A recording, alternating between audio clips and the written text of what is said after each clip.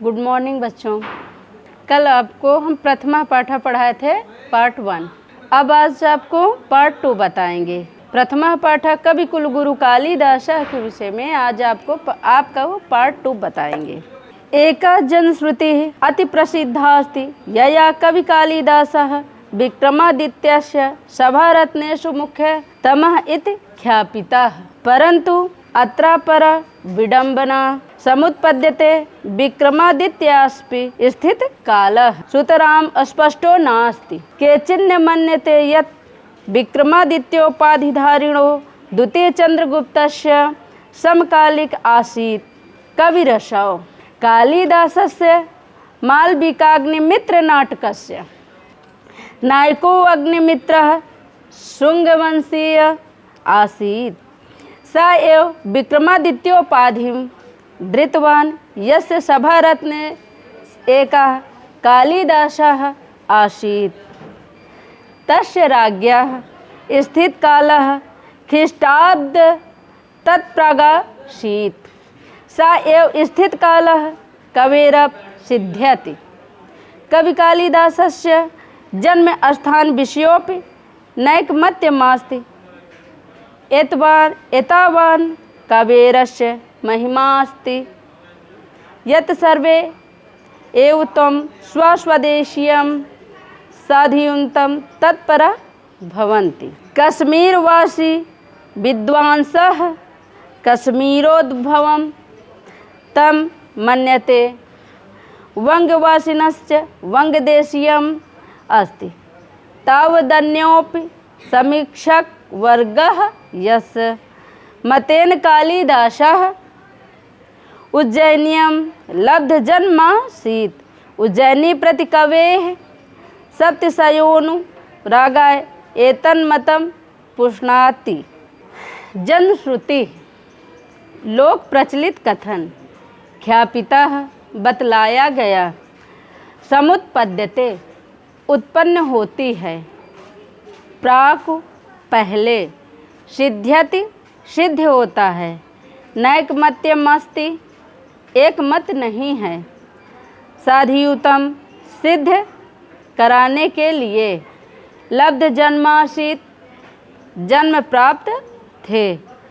सातिशयः अत्यधिक पुष्णाति पुष्ट करता है। एक लोक प्रचलित यह कथन अत्यंत प्रसिद्ध है जिससे कालिदास विक्रमादित्य के सभा रत्नों में प्रमुख प्रतीत होते हैं। किंतु इस विषय में दूसरी शंका यह उत्पन्न होती है कि विक्रमादित्य का भी स्थित काल भली प्रकार स्पष्ट नहीं है। कुछ लोगों की मान्यता है कि यह कवि कालिदास विक्रमादित्य की उपाधि धारण करने वाले चंद्रगुप्त द्वितीय समकालीन था। कालिदास के मालविकाग्निमित्रम नामक नाटक का नायक अग्निमित्र शुंगवंशीय था। उसी ने विक्रमादित्य की उपाधि धारण की थी, जिसके सभा रत्नों में से कालिदास भी एक थे। उस राजा की स्थिति काल ईस्वी सन से पूर्व था। अतः इस प्रकार वही काल कवि कालिदास का होना सिद्ध करता है। स्थित काल के समान ही कवि कालिदास के जन्म स्थान के विषय में एक मतता नहीं है। इस कवि की ऐसी महत्ता है कि सभी उसे अपने अपने देश का सिद्ध करने में संलग्न हैं। कश्मीर के विद्वान उसे कश्मीर में पैदा हुआ मानते हैं। जो कश्मीर के विद्वान होते हैं उन कालिदास को मानते हैं कि ये कश्मीर में ही पैदा हुए हैं। और बंगाल के निवासी उसे बंगाल देश में पैदा हुआ मानते हैं। और बंगाल के वासी कालिदास जी को बंगाल में पैदा हुआ मानते हैं। समीक्षकों का एक दूसरा वर्ग भी है जिसके मतानुसार कालिदास उज्जैन में, और दूसरे लोग क्या कह रहे हैं कि कालिदास जी उज्जैन में पैदा हुए थे। उज्जैन के प्रति कवि का अत्यधिक प्रेम इस मत को पुष्टि करता है। उज्जैन के लोग कहते हैं कि उज्जैन में कालिदास पैदा हुए, पर कालिदास बहुत से कवियों के मतभेद में हैं और इनका सही कब कहाँ क्या पैदा हुए बहुत मतभेद है।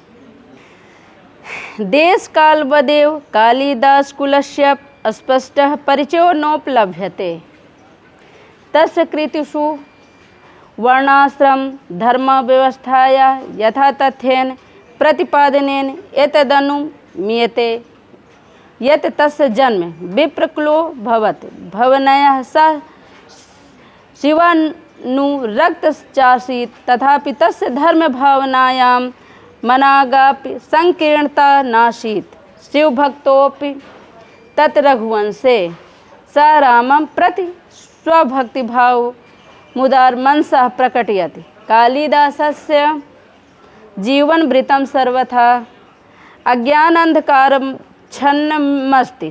तद्विषयिका अनेका जनश्रुतयः लब्धप्रसाराः सन्ति, किन्तु ताः सर्वाः ईर्ष्याकलुषकश इति चित्तनानां कल्पना प्ररोहा एव अतएव सर्वथा चिन्त्या सन्ति।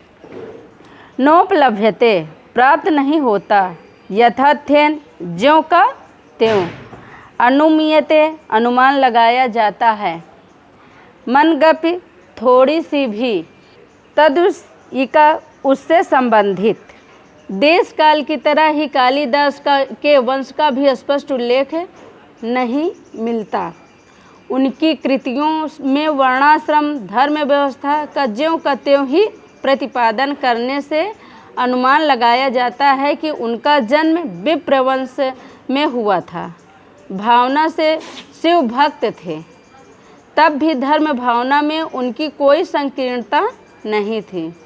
शिव भक्त होते हुए भी उन्होंने रघुवंश में राम के प्रति अपनी भक्ति भावना को उदार मन से प्रकट किया है।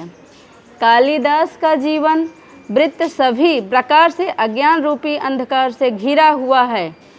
उसके विषय में अनेक जनश्रुतियाँ फैली हुई हैं, किंतु वे सभी ईर्षा भाव से दूसरे चित्त वालों की कल्पना मात्र हैं, इसलिए चिंतनीय हैं।